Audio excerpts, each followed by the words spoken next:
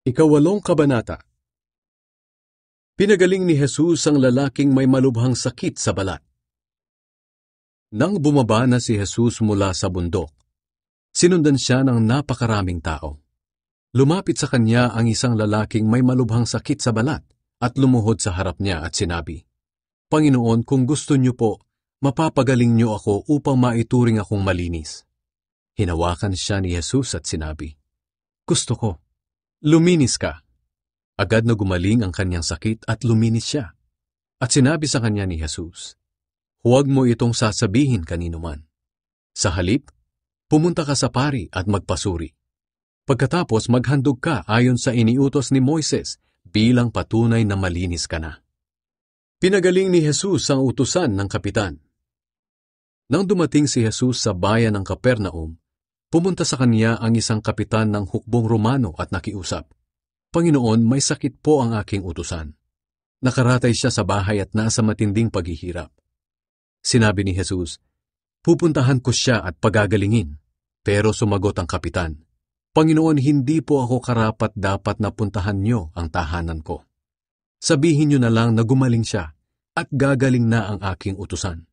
Alam ko ito dahil nasa ilalim ako ng nakakataas na opisyal at may nasasakupan din akong mga sundalo. Kapag sinabi ko sa isa, 'Pumunta ka roon,' pumupunta siya. Kapag sinabi kong, 'Halika,' lumalapit siya. At kung ano pa ang iniuutos ko sa aking alipin, sinusunod niya." Namangha si Jesus nang marinig niya ito. At sinabi niya sa mga taong sumusunod sa kanya, "Sinasabi ko sa inyo ang totoo, hindi pa ako nakakita ng isang tao sa Israel na may ganitong pananampalataya. Sinasabi ko rin sa inyo na maraming hindi Hudyo mula sa iba't ibang dako ang kakaing kasama ni na Abraham, Isaac at Jacob sa handaan ng paghahari ng Diyos.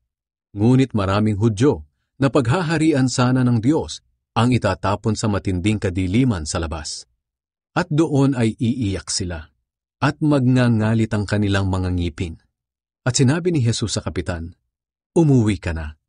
Mangyayari ang hinihiling mo ayon sa iyong pananampalataya." At ng oras ding yon ay gumaling ang utusan ng kapitan. Maraming pinagaling si Jesus. Pumunta si Jesus sa bahay ni Pedro. Pagdating niya roon, nakita niya ang biyanang babae ni Pedro na nakahiga at nilalagnat. Hinawakan ni Jesus ang kamay ng babae at nawala ang lagnat nito. Bumangon siya at pinagsilbihan si Jesus. Nang magtakip silim na, maraming sinasaniban ng masasamang espiritu ang dinala ng mga tao kay Jesus. Sa isang salita lang, pinalayas niya ang masasamang espiritu at pinagaling ang mga may sakit. Ginawa niya ang mga ito upang matupad ang sinabi ni Propeta Isaias. "Kinuha niya ang ating mga sakit at inalis ang ating mga karamdaman." Ang pagsunod kay Jesus. Nang makita ni Jesus ang napakaraming tao sa kanyang paligid, inutusan niya ang mga tagasunod niya na tumawid sa kabila ng lawa. May tagapagturo ng kautusan na lumapit sa kanya at sinabi, "Guro, susunod po ako sa inyo kahit saan." Pero sinagot siya ni Jesus, "May mga lungga ang mga asong gubat, at may mga pugad ang mga ibon. Ngunit ako na anak ng tao ay walang sariling tahanan na mapagpahingahan." Isa pa sa mga tagasunod niya ang nagsabi, "Panginoon, pauwiin po muna ninyo ako para maipalibing ko ang aking ama." Pero sinabi ni Jesus sa kanya, "Sumunod ka sa akin at ipaubaya mo sa mga patay ang paglilibing ng kanilang patay." Pinatigil ni Jesus ang malakas na hangin at alon.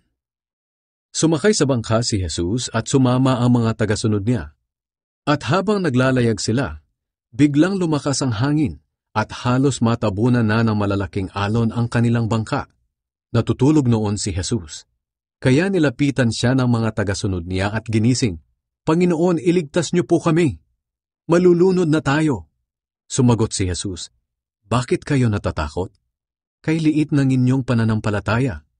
Bumangon si Jesus at pinatigil ang hangin at ang mga alon. At biglang kumalma ang tubig.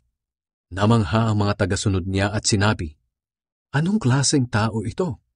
Kahit ang hangin at mga alon ay napapasunod niya." Pinagaling ni Jesus ang dalawang lalaking sinasaniban ng masasamang espiritu. Nang dumating siya sa kabila ng lawa sa lupain ng mga Gadareno, sinalubong siya ng 2 lalaking galing sa mga kuwebang libingan. Ang mga lalaking ito'y sinasaniban ng masasamang espiritu. Napakababangis nila, kaya walang nakakadaan doon. Sumigaw sila kay Jesus, "Ano ang pakialam mo sa amin, ikaw na anak ng Diyos? Pumunta ka ba rito para pahirapan kami nang wala pa sa takdang panahon?" Sa di kalayuan ay may malaking kawan ng baboy na nanginginain. Nakiusap ang masasamang espiritu sa kanya, "Kung palalayasin mo kami, payagan mo na lang kaming pumasok sa mga baboy na iyon." Sinabi ni Jesus, "Sige, umalis kayo." Kaya lumabas ang masasamang espiritu sa 2 lalaki at pumasok sa mga baboy. Nagtakbuhan ang buong kawan ng baboy pababa ng burol, nagtuloy-tuloy sa lawa at nalunod. Tumakbo ang mga tagapag-alaga ng mga baboy papunta sa bayan at ipinamalita ang nangyari sa mga baboy at sa 2 lalaking sinaniban ng masasamang espiritu. Kaya lumabas ang lahat ng tao sa bayan at pinuntahan si Jesus, at nakiusap sila na umalis siya sa lugar nila.